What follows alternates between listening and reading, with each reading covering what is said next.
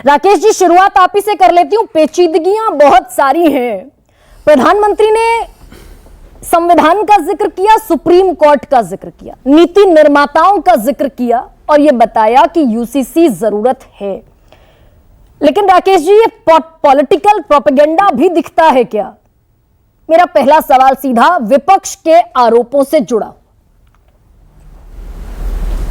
देखिए, भारत के प्रधानमंत्री नरेंद्र मोदी जी को यदि एक और रूप में जाना जाएगा तो वह सुधारवादी प्रधानमंत्री के रूप में जाना जाएगा। इसका बड़ा कारण है, जिस एजेंडा को संविधान सभा ने सेट किया था, जिस एजेंडा पर संविधान सभा के 20 सदस्यों ने, जिनमें बाबा साहब अंबेडकर से लेकर कमलापति त्रिपाठी तक ने भागीदारी दिखाई थी, वह था यूनिफॉर्म सिविल कोड, जिसे directive principle of state polity यानी राज्य के नीति निर्देशक तत्व में रख दिया गया था। यानी संविधान का अभिन्न हिस्सा है जो कि अनएकम्प्लिश्ड हुआ, जो अब तक पूरा नहीं किया जा सका, उसे पूरा करने का संकल्प प्रधानमंत्री मोदी जी ने दोहराया है। अब प्रश्न उठता है कि प्रधानमंत्री जी के इस संकल्प को क्या हम प्रोपेगेंडा माने? तो जो लोग बाबा साहब अंबेडकर का नाम बार बार लेते हैं, कहते बाबा साहब अंबेडकर के संविधान को कोई बदल नहीं सकता है, बाबा साहब अंबेडकर को श्रद्धांजलि देते हैं उस नाम पर, वे भूल जाते हैं कि बाबा साहब अंबेडकर जी ने संविधान सभा में यूनिफॉर्म सिविल कोड को भारत की पंथनिरपेक्षता और भारत का वन नेशन वन पीपुल के लिए सबसे आवश्यक तत्व बताया था। एक बात जो दर्शकों को जानना चाहिए, यूनिफॉर्म सिविल कोड, ये तीनों चीज क्या है?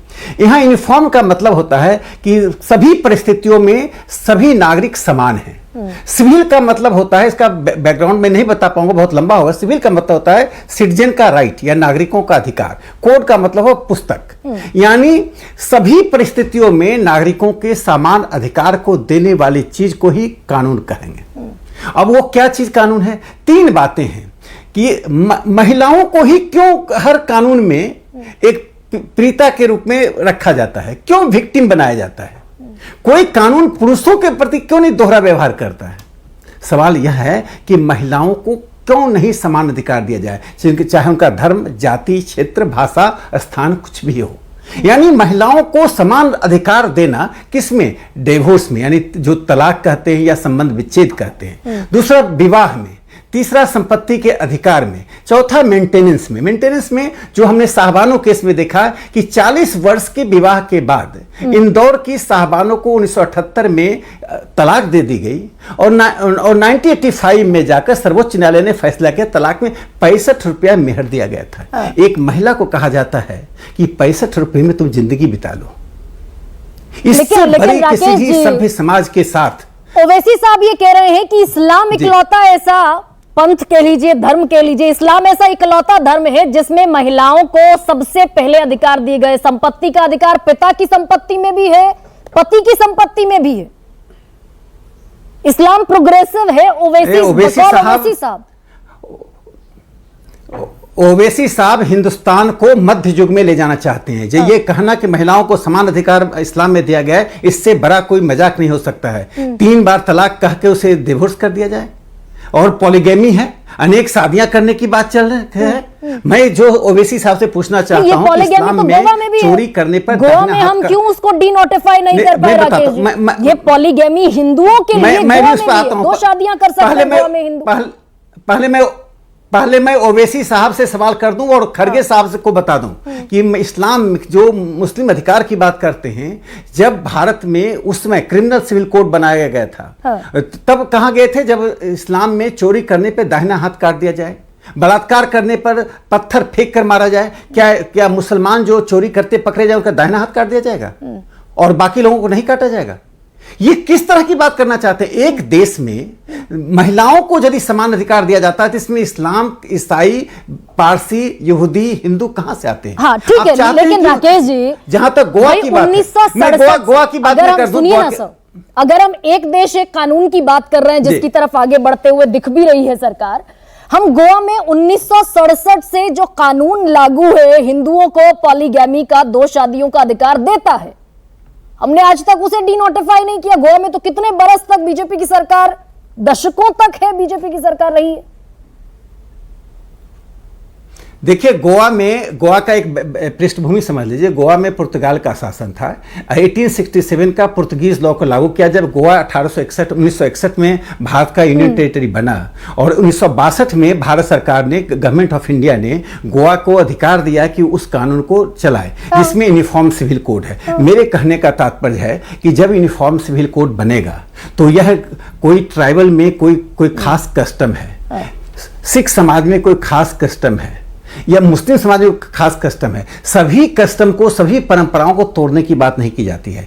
जो बात कही जाती है कि आपके मैरिज में एक यूनिफॉर्मिटी हो। मैरिज का तरीका क्या होगा, ये भ्रम फैला जाता है कि मैरिज का तरीका एक होगा। मैरिज के अपने तरीके होंगे, अपने समय होंगे, अपने शुभ मुहूर्त होंगे, अपने परंपराएं होंगी, लेकिन महिलाओं को पुरुषों के बराबर का अधिकार। लेकिन ये अनकॉन्स्टिट्यूशनल भी। लेकिन राकेश जी, संविधान की बात हम करते हैं, आर्टिकल 44 पैरा 4 की तो बात कर लेते हैं, राइट टू इक्वालिटी आर्टिकल 14 की भी बात कर लेते हैं, लेकिन वो 25 जो है, जो सारे धार्मिक आधार पर अधिकार देता है, सब अपने अपने हिसाब से जी सकते हैं, अपने अपने धार्मिक रीति रिवाजों के अनुसार जीने की आजादी।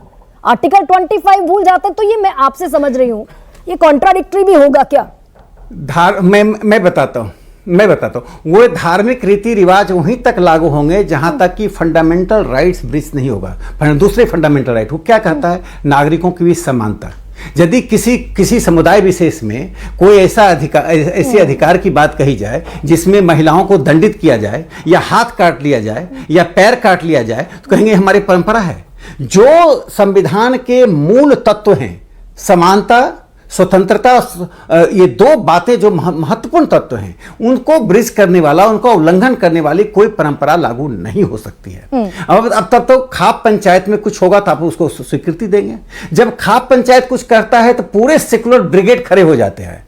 वो खाप पंचायत की इतनी निंदा भर्त्सना होती है, लेकिन जब मुस्लिम समुदाय में हलाला चलता है तो वे चुप हो जाते हैं। ममता बनर्जी उसके लिए जान देने के लिए तैयार हो जाती हैं, उसके लिए खड़गे साहब प्राण देने के लिए तैयार हो जाते हैं। तो मैं जान देने वाले, प्राण देने वाले से पूछना चाहता हूं कि प्रधानमंत्री मोदी, राकेश जी, तो जो आपका विधि आयोग लॉ कमीशन कह रहा है, उस पर जाने की जरूरत क्यों महसूस नहीं होती? लॉ कमीशन ने कहा, 21वें लॉ कमीशन ने, कि जरूरत यूसीसी की नहीं है इस देश को, और ये सरकार का लॉ कमीशन है, मैं ये साफ कर दूं।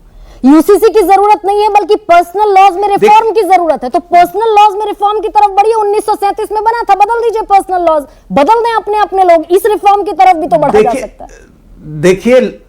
देखिए लॉ कमीशन ने एक संदर्भ में जो सारी बात, उसके एक पंक्ति निकाल लेते हैं। लॉ कमीशन ने कहा कि वो जो मुस्लिम समुदाय, देखिए दो चीज होता है, इंपोजिशन और परसुएशन। परसुएशन का मतलब उनको बार बार परसुएट करना, उनको इसके लिए बार बार प्रेरित करना कि आप बदलिए। 47 से लेकर 2024 तक तो परसुएशन पे ही देश चलता रहा, और हम कहां पहुंचे? आप क्या चाहते हैं कि भारत में मुस्लिम महिलाएं उन अधिकारों से वंचित रहें जो अधिकार हिंदू महिलाओं को प्राप्त है, या हिंदू महिलाएं वंचित रहें जो मुस्लिम महिलाओं को प्राप्त है? तो जब यूसीसी बनेगा तो इसका एक लोकतांत्रिक प्रक्रिया होगी। लोकतांत्रिक प्रक्रिया में सबसे कंसल्टेशन, सबसे सलाह मशवरा के बाद एक बात जो मैं बताना चाहता हूं, एक बात जो मैं एसटी को, जो आदिवासी वहां महिलाएं हैं, लॉ कमीशन ने तो वहां से भी सिफारिशें मंगाई, वहां भी बहुत सारे फ्लॉज हैं, तो एसटी पर तो लागू फिर भी नहीं कर सकते हम, उत्तराखंड में नहीं कर पाए। आपकी आवाज थोड़ा टूट कर रही। मैं एक बात इसे जोड़ देना चाहता हूं कि गोवा में 8% मुसलमान हैं और करीब 24% ईसाई हैं, और लगभग 66% हिंदू हैं। 25% ईसाई, 66% हिंदू, और 8.26% मुस्लिम्स हैं। आज किसी को भी यूनिफॉर्म सिविल कोड पर आपत्ति नहीं हुई है। ये 1961 गोवा जब से आजाद होकर भारत का हिस्सा बना, तब से लेकर 2024 आपत्ति नहीं है शिवम, लेकिन आपके भीतर से बहुत भारत के ओवैसी को क्यों आपत्ति हो रही है? अच्छा, बात अपनी पूरी कह लीजिए प्लीज। हाँ, तो मैं बस अंत में एक बात कहना चाहता हूं कि संविधान सभा के बहस के बाद जब साहबानों का मसला लोकसभा में डिबेट के लिए आया, साहबानों के मसले पर, तो कांग्रेस के मंत्री एक रहमान साहब ने जजेज के बारे में क्या टिप्पणी की। ये चाहते हैं कि इस देश की न्यायपालिका, इस देश की विधायिका सभी इस्लामिक परंपराओं को छोड़ दे। यदि यह देश एक है, 47 में देश सेकुलर शर्तों पर बना था, 47 में देश धार्मिक शर्तों पर नहीं बना था, धार्मिक शर्त पर पाकिस्तान बना, बांग्लादेश बाद में बना, इसलिए भारत तो उसी सेकुलर आधार पर पड़ेगा। इसलिए जेबी कृपलानी ने जो अंत में बात कही थी, वह बात मैं कहना चाहता हूं। जब हिंदू कोड बिल पर डिबेट था 1955 में, तो जेबी कृपलानी ने नेहरू को कहा था कि यू आर ए कॉमनल, आप हिंदुओं के लिए तो कानून बना रहे हैं, मुसलमानों को छोड़ रहे हैं। हाँ, आप में ये इतनी साहस नहीं है कि 1956 मुसलमानों में के लिए और कानून बना सकें। 1955 में जो कानून बने, हिंदू विवाह अधिनियम, हिंदू उत्तराधिकार अधिनियम, आपका इशारा उस तरफ है। लेकिन